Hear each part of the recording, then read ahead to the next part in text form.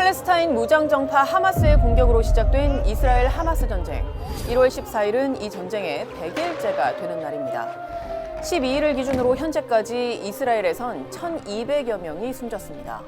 하마스의 기습 공격으로 끌려간 약 240여 명의 인질들 가운데 일부는 석방이 됐지만 나머지 약 130명의 인질이 여전히 억류돼 있고 또 이 중 일부는 사망한 걸로 추정됩니다. 가자 지구에선 팔레스타인인 22,800여 명이 숨졌고 58,000여 명이 다쳤으며 가자 지구 건물의 3분의 1이 파괴된 걸로 추산됩니다. 지도로 살펴보면 이스라엘은 전쟁 직후 가자 지구 북부에 공습을 가해서 북가자 지구의 70%를 파괴했는데 현재는 가자 지구의 중남부까지 공격 범위를 확대하고 있습니다. 이에 따라 가자 주민들은 이집트와 가자 지구를 잇는 통로인 라파 국경이 일시적으로 열렸을 때 약 1,100명이 이집트로 탈출하는 데 성공했는데 국경이 닫힌 이후로도 피난 행렬이 이어져서 유엔 산하기구 추산 피난민 100만 명이 라파 난민촌에 모인 걸로 파악됩니다. 이스라엘의 북쪽에는 레바논이 있는데 이 레바논의 무장정파인 헤즈볼라가 이스라엘과 무력 충돌을 벌이고 있습니다. 공습이 광범위하게 이루어지고 있는데 이스라엘과 레바논의 접경 지역뿐만 아니라 레바논 수도인 베이루트 남쪽의 하마스 시설도 공습 대상이 되기도 했습니다. 헤즈볼라 대원 130여 명이 숨졌는데 헤즈볼라 지휘관 가운데 최고위급인 위삼 알타윌도 사망했습니다. إذا فكر العدو أن يشن حربا على لبنان حينئذ سيكون قتالنا بلا سقوف بلا حدود بلا قواعد بلا ضوابط وهو يعلم ماذا أعني. 홍해로 넘어가자면 전 세계 해상 컨테이너 물동량의 3분의 1이 지나가는 이곳에서 예멘의 후티 반군이 이스라엘에 맞서서 팔레스타인을 돕겠다는 명분으로 지난해 11월 19일 이스라엘 관련 화물선을 납포한 걸 시작으로 1월 10일까지 민간 선박을 약 26차례 공격했습니다. 이에 미국이 지난달 다국적 함대 연합을 꾸리며 대응 중인데 이 홍해뿐만 아니라 에너지 수송 동맹인 호르무즈 해협에서도 미국의 유조선이 이란에 의해 납포되면서 주요 교역로의 위기감이 높아진 상황입니다. 이란에서는 이란 혁명수비대 사령관 솔레이마니의 사주기였던 지난 3일 자살 폭탄 테러로 약 300명의 사상자가 발생했습니다. IS 아프간 지부격인 이슬람국가 호라산이 배후임을 자처했지만 이란은 이스라엘이 배후에 있다고 의심하면서 보복을 경고해왔습니다. 이렇게 중동의 곳곳이 일촉즉발의 화약꽃처럼 위기가 고조되고 있는데 이 가운데 전체 정세에 막대한 영향을 끼칠 이스라엘 하마스 전쟁은 언제까지 계속되고 또 이와 관련한 주요 변수는 무엇일까요? 일단 이스라엘 하마스 전쟁의 전망과 변수를 살펴보려면 전쟁 당사자들의 목적부터 정리해볼 필요가 있습니다.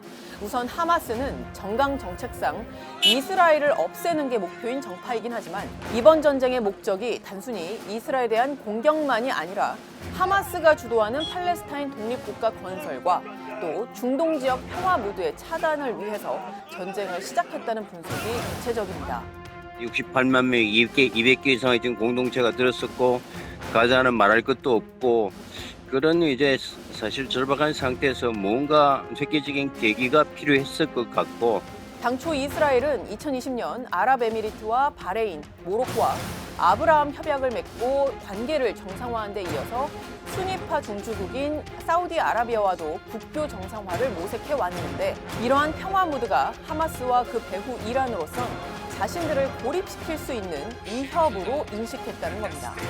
Iran's goal behind this attack was to derail Israel's normalization process with countries, Arab countries, specifically Saudi Arabia. 1 month before Hamas attack, Crown Prince Mohammed bin Salman of Saudi Arabia mentioned to the CNN that he's willing to have peace agreement with Israel when we have a complete peace with Palestinians. And this is why Iran have made sure that the peace process is gone. 즉, 하마스의 당초 의도가 실제로 이스라엘 군의 보복을 촉발해서 아랍 국가들의 분노를 유발하고 중동에서 잇단 평화 무드를 좌초시키는 것이었다면 이미 관련 평화협정 논의를 중단시킨 데다 아랍 국가들의 적개심까지 불러일으켰으니 소기의 목적은 달성한 걸로 볼 수 있습니다. From this perspective, Of course, Hamas has won. It has won already, and Iran have already won because the peace process is gone. Nobody's talking about any settlement in the near future. Nobody's talking about a two-state solution. 반면 하마스 괴멸과 인질 구출을 전쟁의 목적으로 공표한 이스라엘의 입장에선 아직 하마스를 없애지도 또 인질을 다 구출하지도 못한 상태입니다. 즉 이스라엘의 전시 내각의 입장에서는 전쟁의 목표 달성을 하지 못한 상태 그 자체를 앞으로 전쟁을 이어갈 명분으로 삼을 수 있는 겁니다. 그리고 바로 여기에서 전쟁에 영향을 줄 변수들이 발생합니다. 우선 10월 7일에 공격을 막지 못한 실패로 책임져야 마땅한 네타냐후 총리가 이 목표 뒤에 숨어서 자신과 연정 세력의 정치 생명을 연장하려 전쟁을 확대할 가능성을 배제할 수 없습니다. 나타냐후 본인 자신이 지금 전쟁을 오래 끌고 가는 것이 지금 유리하다고 판단하기 때문에 그런 측면들도 비판도 많이 받고 있고 이스라엘인 15%만이 전쟁 후에 총리의 재임을 지지한다는 여론조사가 나오는 상황에서 외부의 적이 더 생긴다면 네타냐후 정권에 대한 결집도가 오를 수 있어서입니다. 미 당국자들도 네타냐후 총리가 레바논에서의 전투 확대를 자신의 정치적 생존 열쇠로 여길 수 있다고 우려한 걸로 알려졌는데 실제로 이스라엘군은 확전 방지를 논의하러 온 블링컨 미 국무장관이 이스라엘에 머무는 동안 레바논 남부를 공습해서 헤즈볼라의 드론 부대 책임자를 제거했습니다.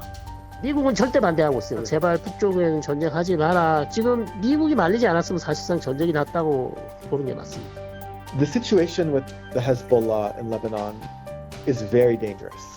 So we're already seeing this escalation. So that could be this process where this occurs even if there's this strategic desire by both Israel and the Hezbollah to not escalate to that point.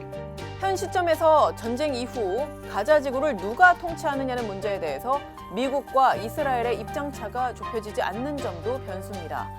미국은 현재 서한 지구를 통치하는 팔레스타인 자치정부가 통치 체계를 개선한 뒤 전후에 가자 지구를 이끌어야 한다는 입장입니다.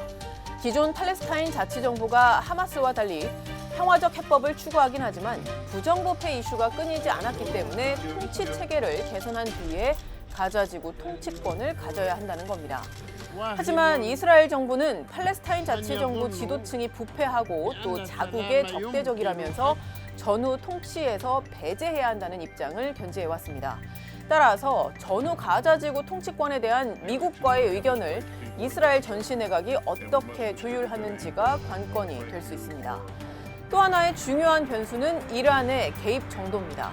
시아파의 맹주인 이란은 이미 지난해 10월 하마스의 기습 공격에도 깊이 개입해왔다는 게 대체적인 분석인데 이란은 하마스와 헤즈볼라의 든든한 뒷배일 뿐 아니라 예멘 후티 반군과도 밀접한 관계인 걸로 알려져 있습니다.